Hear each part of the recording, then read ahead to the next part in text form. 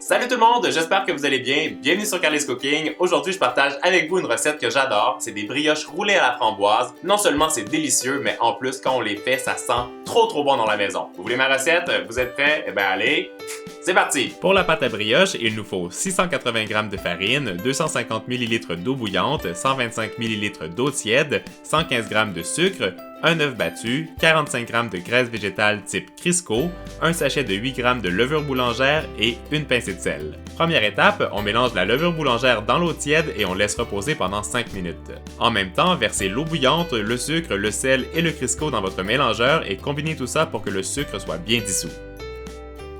Laissez tiédir avant d'ajouter la moitié de la farine et avec le crochet, pétrissez jusqu'à la formation d'une boule. On continue en versant la levure dissoute dans l'eau, l'œuf battu et le reste de la farine. Mélangez à nouveau et quand tout est bien incorporé, continuez à pétrir avec vos mains pendant au moins 5 minutes jusqu'à ce que la pâte soit bien lisse. Pour bien pétrir la pâte, écrasez-la avec la paume de votre main et reformez une boule à chaque fois. Versez un filet d'huile dans un bol, déposez la pâte à l'intérieur et recouvrez le tout d'un film plastique pour laisser pousser pendant 1 heure.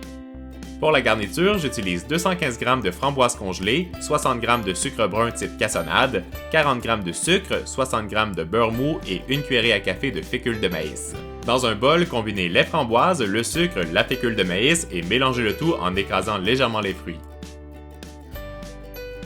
Quand la pâte a bien doublé de volume, farinez votre plan de travail, déposez la pâte et écrasez-la légèrement avec vos doigts et étalez-la avec votre rouleau à pâtisserie pour créer un grand rectangle d'environ 50 cm par 35 cm. J'étale ensuite le beurre mou sur toute la surface de ma brioche en faisant attention à ne pas déchirer la pâte et ensuite je saupoudre le sucre brun ou la cassonade en prenant soin d'en mettre bien jusqu'aux 4 extrémités. On peut ensuite déposer la garniture aux framboises avec une cuillère et on essaie d'étaler ça le plus possible pour bien recouvrir toute la surface. Vous aurez peut-être l'impression qu'il n'y a pas suffisamment de fruits, mais n'en mettez pas plus parce que sinon ça va rejeter trop d'eau lors de la cuisson. Je continue en roulant la pâte sur elle-même pour réaliser un gros boudin et je fais bien attention à ne pas déchirer la brioche.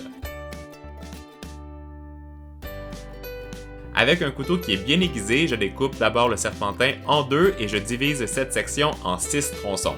Je répète ensuite la même opération mais avec l'autre moitié. On dépose nos roulés à la framboise dans un moule de 45 cm par 35 cm, je couvre le tout d'un film plastique et je laisse pousser à nouveau pendant 1 heure. Pour le glaçage, je prends 75 g de sucre glace, 60 g de fromage à la crème et 30 g de beurre pommade. Combinez le beurre et le fromage à la crème dans un bol et avec une mixette, fouettez le tout pour que ce soit bien crémeux. On ajoute le sucre glace, on fouette à nouveau et après environ 2 minutes, on va obtenir un glaçage qui est bien lisse. Quand les roulés ont doublé en volume, chauffez votre four à 220 degrés Celsius et ça part en cuisson pour 10 minutes. Les amis, maintenant il y a une étape super importante dans la recette. Quand ça fait 10 minutes que les brioches sont à cuire, vous devez descendre la température du four à 180 degrés Celsius et vous allez continuer la cuisson pour un autre 10 minutes jusqu'à ce que les brioches soient bien dorées. Quand les brioches sortent du four et que ça sent très bon les framboises, étalez votre glaçage avec une petite spatule coudée et vous allez être prêt à passer à la dégustation.